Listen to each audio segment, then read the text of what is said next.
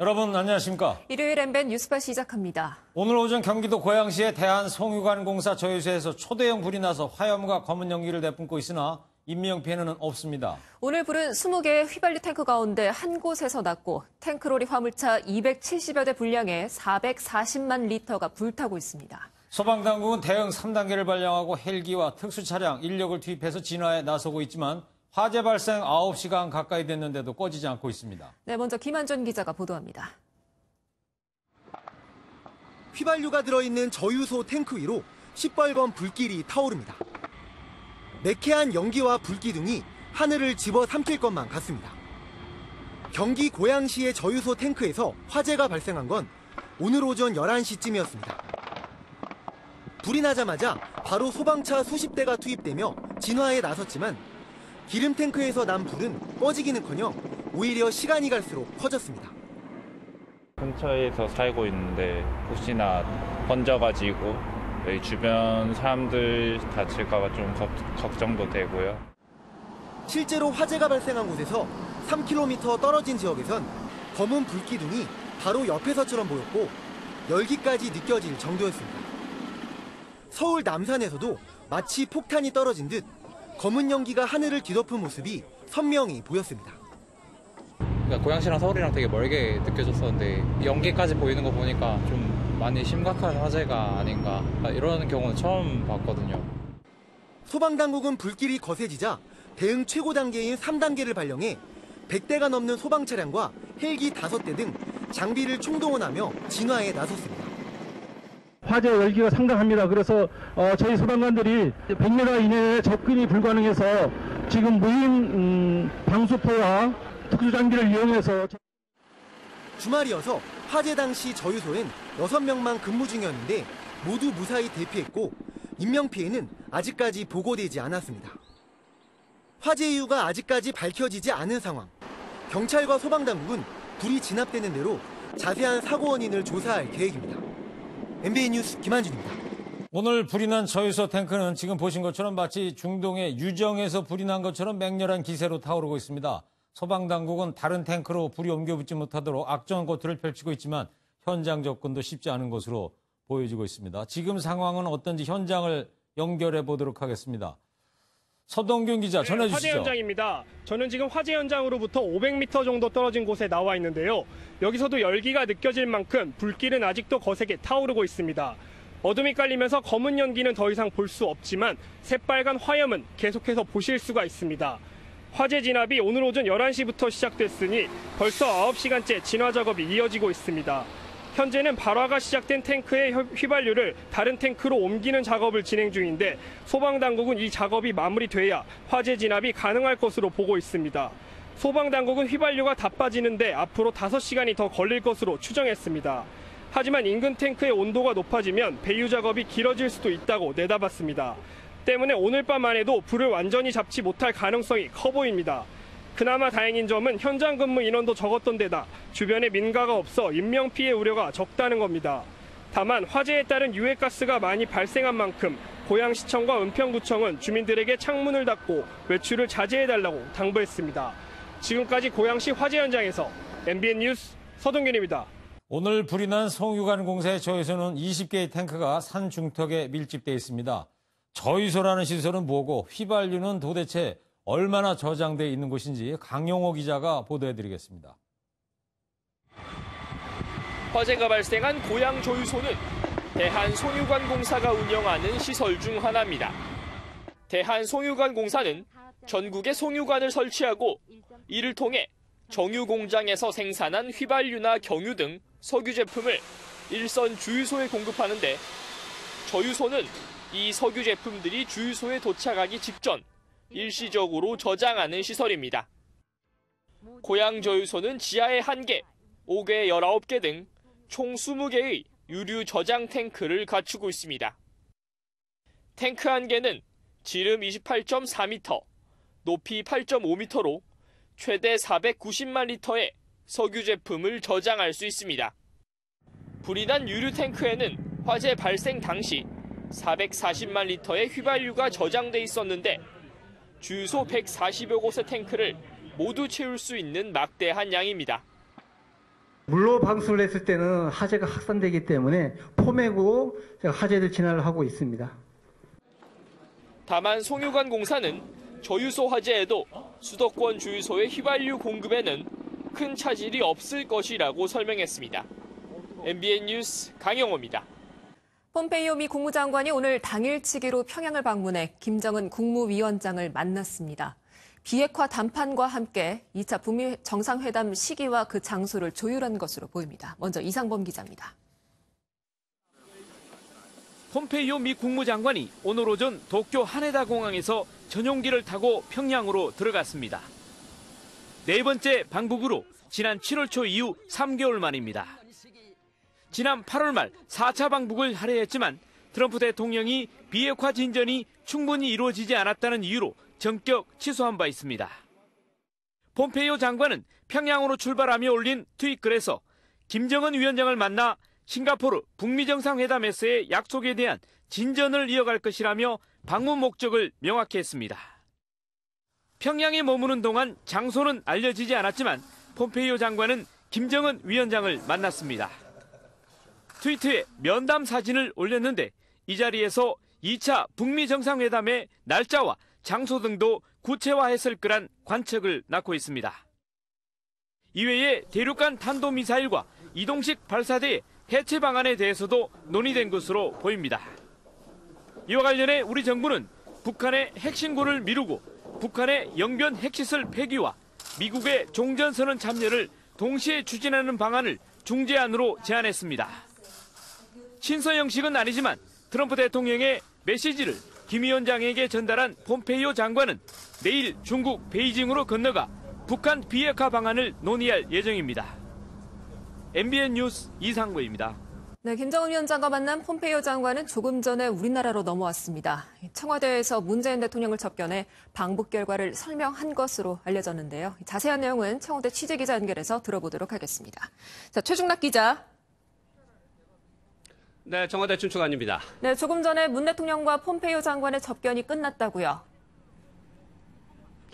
네, 그렇습니다. 6시 56분부터 시작된 문재인 대통령과 폼페이오 미 국무장관의 접견은 조금 전 7시 34분에 끝나 약 40분간 면담이 이루어졌습니다. 폼페이오 국무장관은 김정은 위원장과 면담을 하고 오늘 오후 5시 13분경에 오산기지에 도착했습니다. 폼페이오 장관은 도착 직후 트위터에서 좋은 여행이었고 싱가포르 북미 정상회담에서 합의한 것들에 대해 계속 진전을 이뤄갈 것이라고 밝혔습니다. 문재인 대통령은 조금 전 접견 모두 발언에서 폼페이오 국무장관에게 방북 후 곧바로 한국에 온 것에 대해 깊이 감사의 인사를 먼저 건넸습니다. 이후 곧 있을 2차 북미 정상회담이 한반도 비핵화와 평화에 되돌아갈 수 없는 결정적인 진전을 만드는 계기가 됐으면 한다고 말했습니다. 이에 폼페이오 국무장관은 김정은 위원장과 매우 생산적인 대화를 나눴다며 앞으로 할 일이 상당히 많지만 오늘 또 비핵화를 향한 한 걸음을 내디뎠다고 평가했습니다. 네, 일단 최 기자, 일단 분위기는 좋아 보이는데 오늘 북미 간에 어떤 합의가 이뤄졌는지 전해진 내용이 있습니까? 일단 아직까지 전해진 내용은 없습니다. 폼페이오 미 국무장관의 도착 직후 트위터 내용, 그리고 좀 전에 전해드린 폼페이오 국무장관과 문 대통령의 접견 모두 발언을 봤을 때 어떤 합의가 이루어진 것으로 보입니다. 미 고위 관계자도 지난번 방북보다 더 좋았다고 평가했습니다. 핵심은 북한의 완전한 비핵화에 대한 구체적인 행동과 미국의 상응 조치인 종전선언 간의 빅딜이 이루어졌는지 여부입니다. 이 빅딜이 이루어졌다면 이 합의를 최종 승인할 트럼프 대통령과 김정은 위원장의 2차 북미 정상회담 장소와 시기도 결정됐을 것으로 예상됩니다. 물론 이 모든 내용에 대해 폼페이오 국무장관은 조금 전까지 문 대통령에게 설명했을 것으로 보입니다. 하지만 청와대는 트럼프 대통령이 발표하기 전까지 우리가 입장을 밝히는 것은 순리가 아니다라며 면담 내용을 브리핑할지에 대해서도 신중한 반응을 나타냈습니다. 폼페이오 장관은 문 대통령과의 접견 이후 잠시 후에는 강경화 외교장관이 주최하는 만찬에 참석할 예정입니다. 지금까지 청와대 춘추관에서 MBN 뉴스 최중락입니다.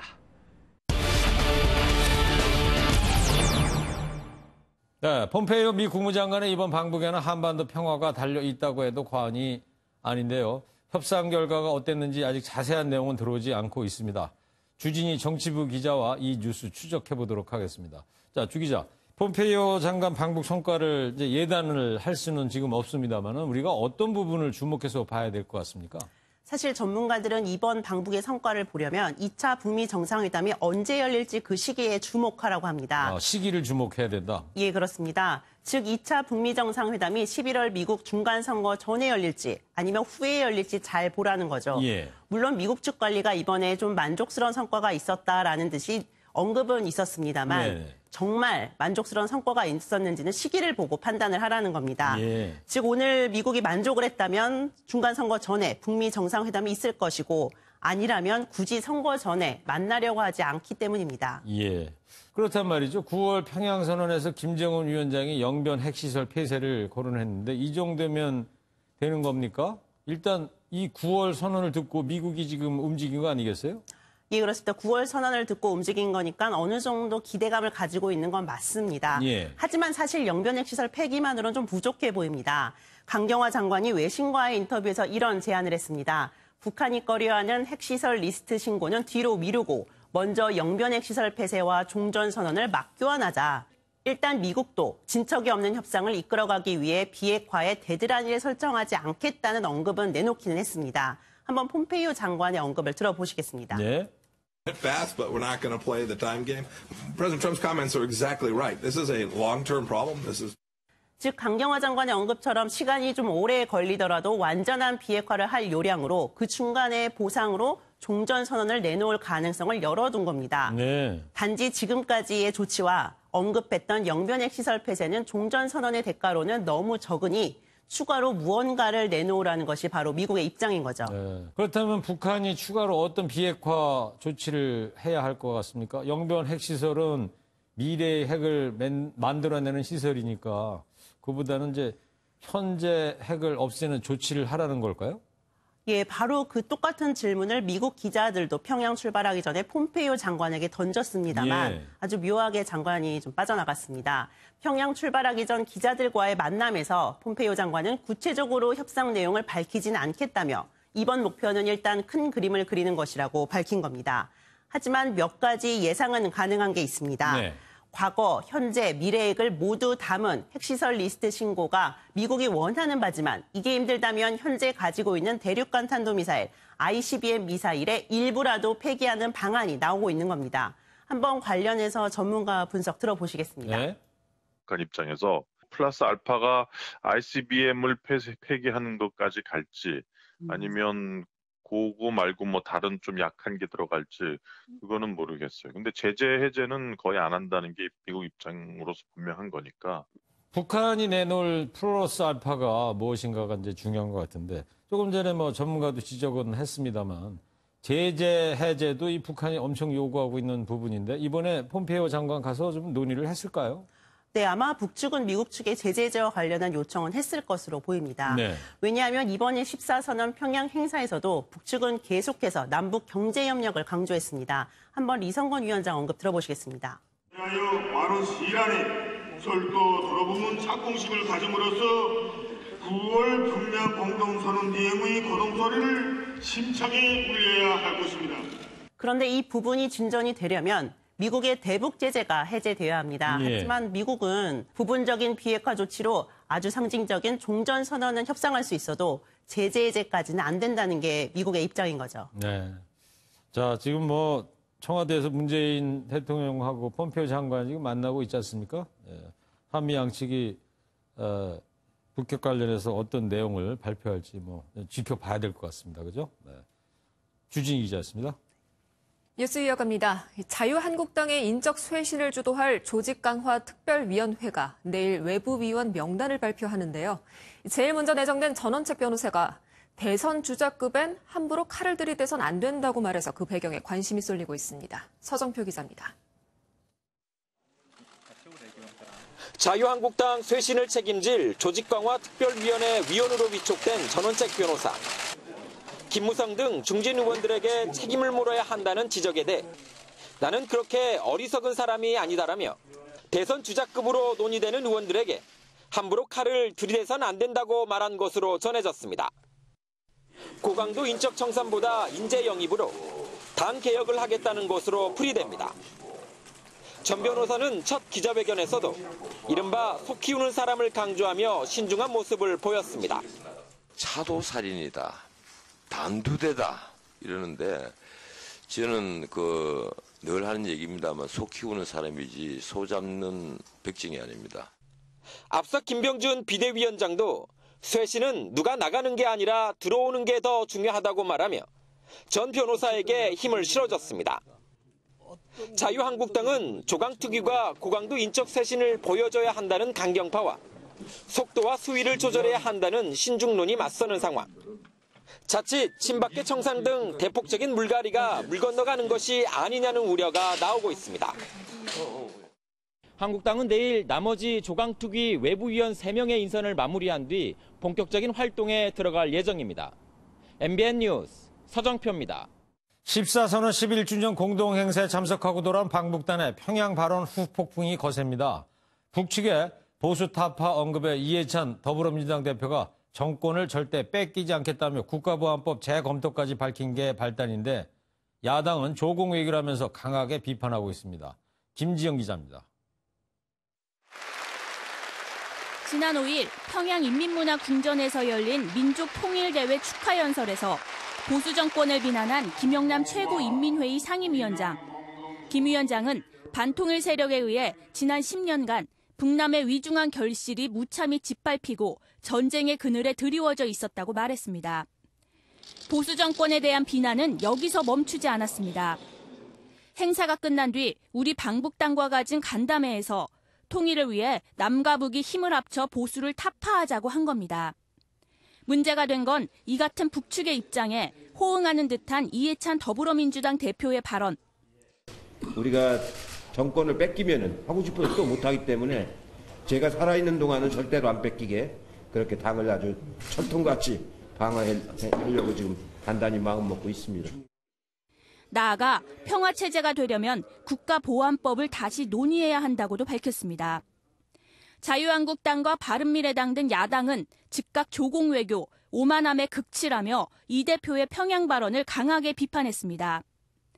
더불어민주당은 국가보안법을 포함해 남북 화해 협력에 문제가 되는 법과 제도 정비의 필요성을 강조한 것이라며 야당의 공세에 대해 과대 해석이라고 반박했습니다.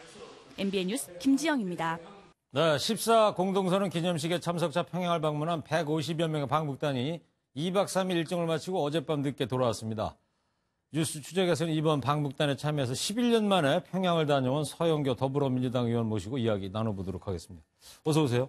예, 안녕하세요. 옥류관 냉면은 뭐 필수로 드셨을 것 같고요. 옥류관 냉면, 물냉면 먹고요. 네. 그 다음에 온면 종류가 있고요.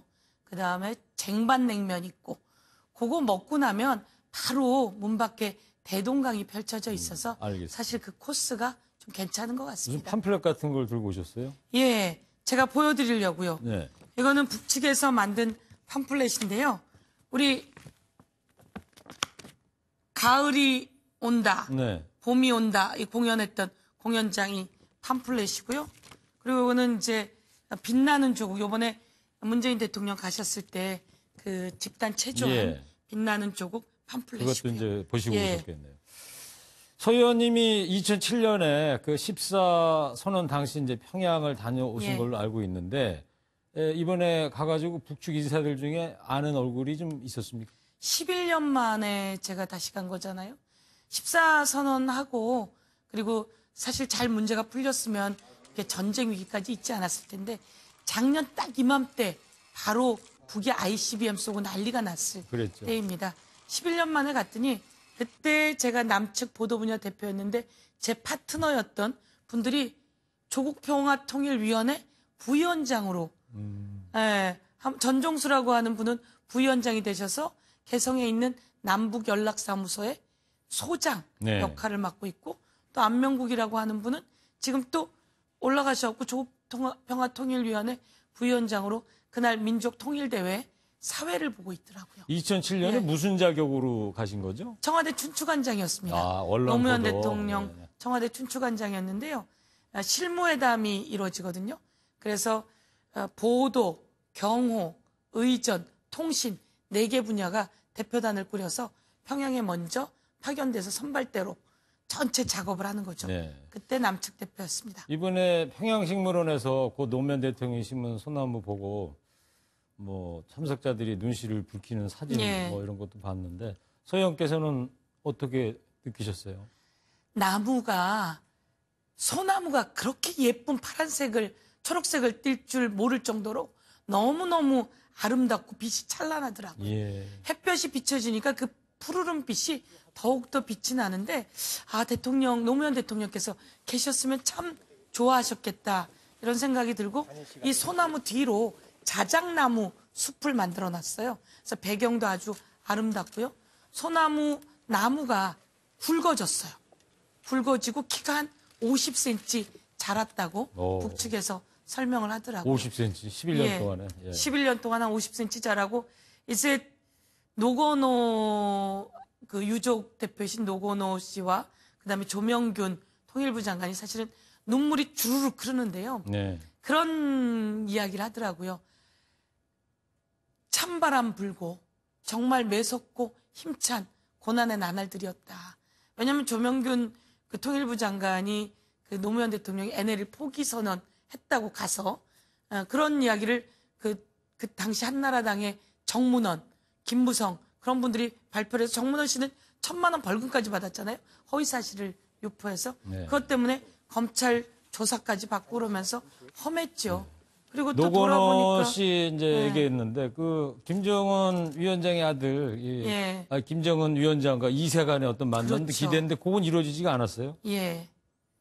제가 보기에는 이세간의 만남이 이루어졌으면 정말 또 세계적인 장면이었을 거라 이렇게 생각하는데 네. 그 만남이 이루어지지 못함으로써 김정은 위원장께서 김영철 조선노동당 부위원장을 저희가 떠나는 날 공항으로 보내셔서 감사의 뜻을 전하고 싶었는데 그러지 못해 양해해달라라는 말씀과 함께 또 권양숙 여사께 안부 전해달라는 말을 전했다고 그렇게 합니다. 네.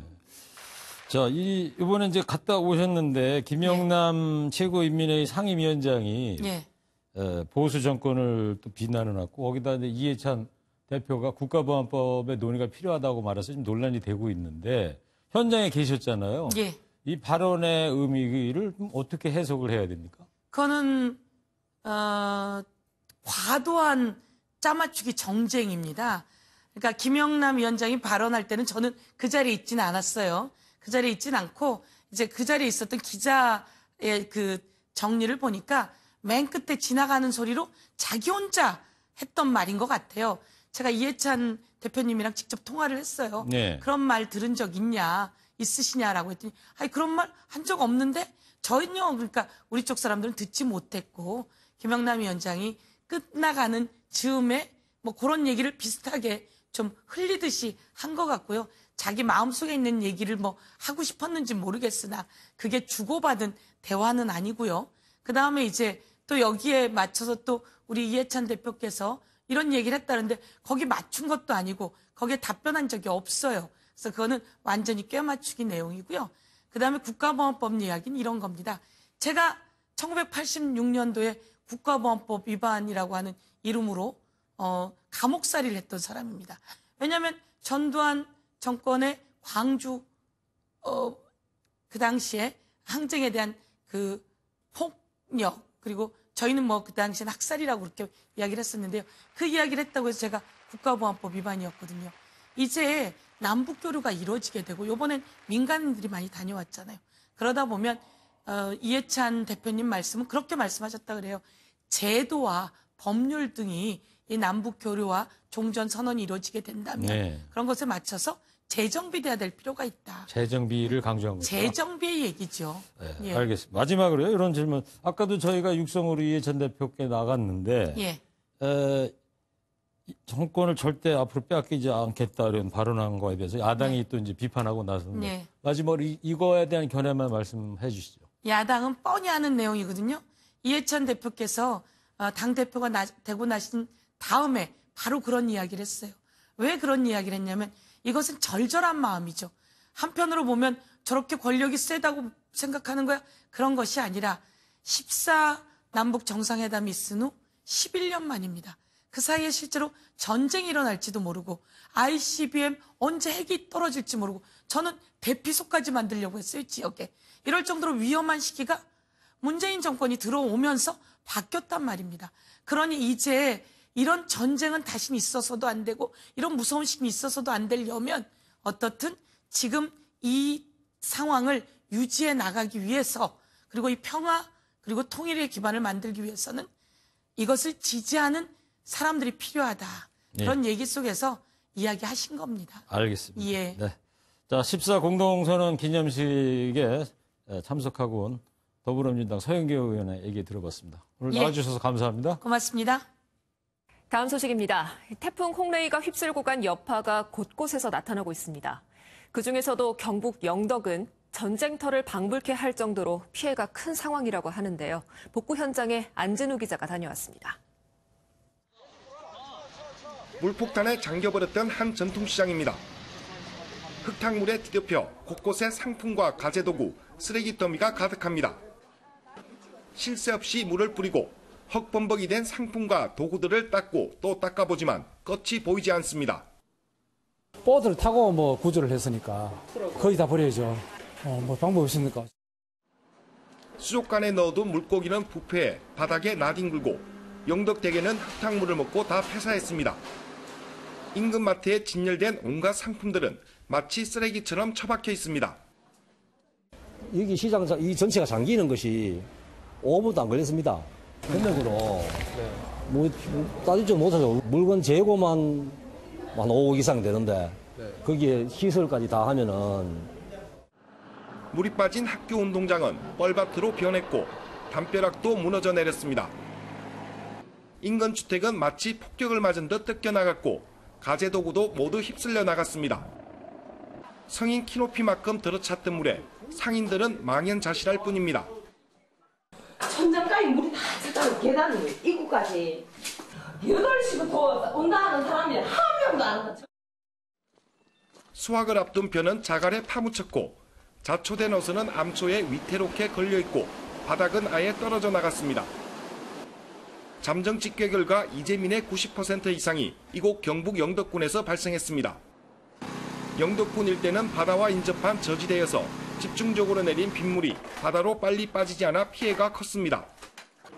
복구가 시작됐지만 아직 손도 대지 못한 곳이 많아 시간이 지나면 피해 규모는 더 늘어날 것으로 보입니다.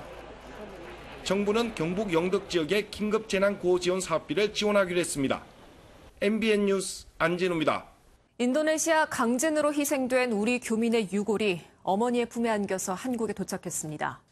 한편 사고 당시 땅이 마을을 집어삼키는 듯한 위성 영상이 공개됐는데 현지에선 구조 작업을 포기하고 마을을 집단 무덤으로 지정하는 방안도 고려하고 있다는 소식입니다. 조경진 기자입니다. 아들의 유골함을 꼭 껴안은 어머니가 입국장의 모습을 드러냅니다. 마중 나온 가족의 품에 안겨 연신 눈물을 쏟아냅니다. 많은 지인과 친구들과의 작별의 인사를 할 수 있는 추모식을 거행해 주셔서 어제 모두를 잘 끝냈고 패러글라이딩 대회 참석차 인도네시아 팔로에 머물다 참변을 당한 고인은 발리에서 화장 등 장례 절차를 마치고 귀국했습니다. 이런 가운데 인도네시아 정부가 강진이 발생하던 순간에 팔루 지역 위성 영상을 공개했습니다. 거대한 지반이 진흙처럼 흐물거리기 시작하더니 마치 강물처럼 한쪽으로 흐릅니다. 땅에서 솟아나온 토사가 건물과 집, 마을 전체를 순식간에 집어삼킨 지반 액상화 현상입니다. 위란토 인도네시아 정치법률안보조정 장관은 물러진 지반 탓에 중장비를 동원할 수 없어 구조가 사실상 어렵다며 수색을 중단하는 방안을 유족 등과 협의하고 있다고 밝혔습니다. 현재까지 파악된 사망자는 1,763명으로 인도네시아 정부는 액상화 현상으로 땅에 삼켜진 참사 마을은 구조가 쉽지 않다는 점에서 집단 무덤으로 지정하는 방안을 검토하고 있습니다. MBN 뉴스 조경진입니다. 요즘 일교차가 큰 가을 날씨입니다. 이럴 때 오싹하는 순간 뭐 걸린다고 그러죠? 바로 감기죠. 예. 그래서 매년 이맘때면 독감 예방 접종을 해야 하거든요. 근데 독감 예방 접종을 매년 해야 됩니까? 네, 이 독감 백신이 면역 기억이 없기 때문에 1년이 지나면요, 새로운 바이러스에 반응을 못하기 때문이라고 합니다. 아, 그래서 매년 맞아야 한다는 거군요. 의사 선생님 같습니다. 그랬나요? 이혁준 기자가 보도해드리겠습니다. 지난해 독감 백신을 맞지 않아 A형 독감을 심하게 앓았던 서윤아 씨는 올해는 딸과 함께 예방접종을 하러 왔습니다. 손톱 밑에까지 다 아파요, 정말. 계속 누가 바늘로 찌르는 것 같고, 두통 심하고, 열도 많이 나고. 다른 예방접종과 달리 독감 백신은 매년 맞아야 합니다. 독감 바이러스 4종류 가운데 A형, H3N2의 경우 유전자 돌연변이가 많아 매년 유행이 예상되는 독감 바이러스가 달라지기 때문입니다. 백신 효과도 오래가질 않습니다. 인플루엔자 예방접종은 면역 기억이 잘 안 되는 백신이에요. 1년이 지나면 새로 들어온 바이러스에 반응을 못하게 돼서. 독감 백신은 독감의 유행 양상이 갈수록 복잡해지면서 3종의 바이러스를 예방하는 3가에 이어 최근 4종 모두 예방하는 4가 백신 접종이 늘고 있습니다. 하지만 예방률은 독감에 취약한 어린이나 노약자의 경우 60%에 불과할 정도로 낮습니다.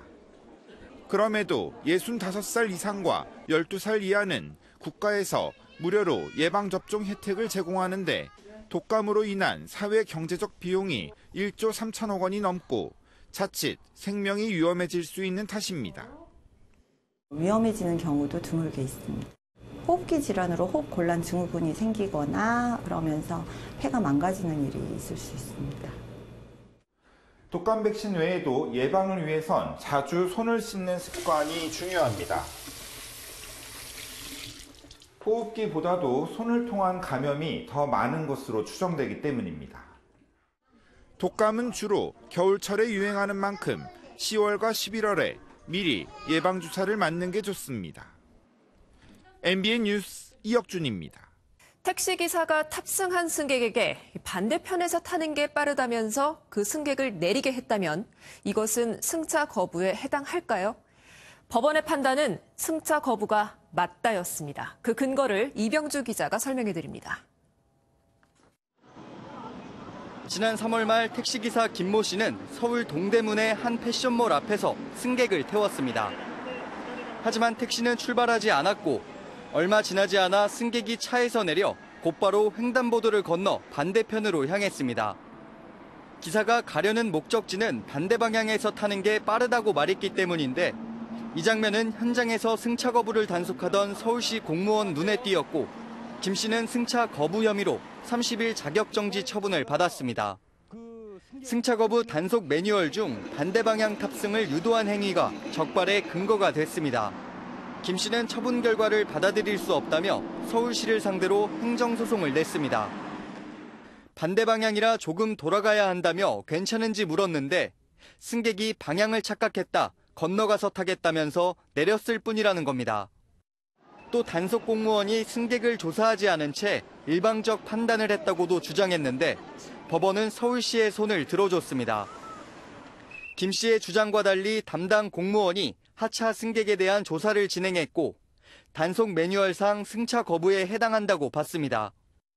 국토교통부 매뉴얼이 그 자체 법적 효력이 있는 건 아니지만 법원이 판결을 내릴 때 그 국토교통부 매뉴얼을 참조해서 택시기사가 승객에게 건너가서 타는 게 빠르다고만 얘기했을 뿐 선택권을 준 것으로 보이지 않는다는 점도 판단의 주요 근거가 됐습니다. MBN 뉴스 이병주입니다. 방탄소년단이 미국 메이저리그 뉴욕 매츠의 홈구장에서 단독 콘서트를 열었습니다. 이 홈구장이 갖는 의미가 굉장하다고 하는데요. 이 팝의 여왕 비욘세와 또 팝의 전설 비틀즈 등 그야말로 세계적인 가수들만 섰던 바로 그곳입니다. 이상주 기자입니다. 리패키지 앨범 러브 유어셀프 결 앤서의 타이틀곡 아이돌로 첫 무대를 장식한 방탄소년단. 런, 테이클럽, I Need You 등의 노래가 흐르자 4만 명의 팬들이 하나가 됩니다. 방탄소년단의 뉴욕 입성은 50여 년 전 비틀즈 못지않게 뜨거웠습니다. 눈을 사로잡는 비주얼의 폭발적인 라이브와 화려한 군무. 객석의 팬들은 형형색색의 야광봉을 흔들며 환호했습니다. 시티필드는 미국 메이저리그 뉴욕 매치의 홈구장으로 비욘세와 레이디 가가 등 최정상의 가수만 오를 수 있는 꿈의 무대. 방탄소년단은 지난달 5일 LA를 시작으로 오클랜드, 포트워스, 시카고 등을 거쳐 한국 가수 최초로 뉴욕 무대까지 올랐고 22만 명의 팬들이 함께했습니다. 방탄소년단은 9일 영국 런던을 시작으로 네덜란드와 독일, 프랑스 등 유럽 4개국도 찾습니다. 올가을 전 세계가 7소년의 공연을 기다리고 있습니다. MBN 뉴스 이상주입니다. 오늘 청명한 가을 날씨 참 예술이었습니다. 가을꽃 하면 코스모스죠. 그렇죠. 코스모스 축제하는 곳도 많잖아요. 그런데 이 코스모스를 우리말로 하면 뭔지 아세요? 우리말 이름도 따로 있나 보죠? 네, 바로 살사리꽃이라고 합니다. 그 실바람에 살랑살랑 움직인다고 그래서 그 이름을 붙였대요. 살사리꽃. 네. 참 예쁜 이름입니다. 노랫말도 바꿔야 되겠어요. 어떻게 해요? 살사리꽃 한들한들. 네, 시청자 여러분 한 주 또 편안히 보내시고요. 저희는 토요일 7시 30분에 또 찾아뵙겠습니다. 네, 여러분 행복하세요.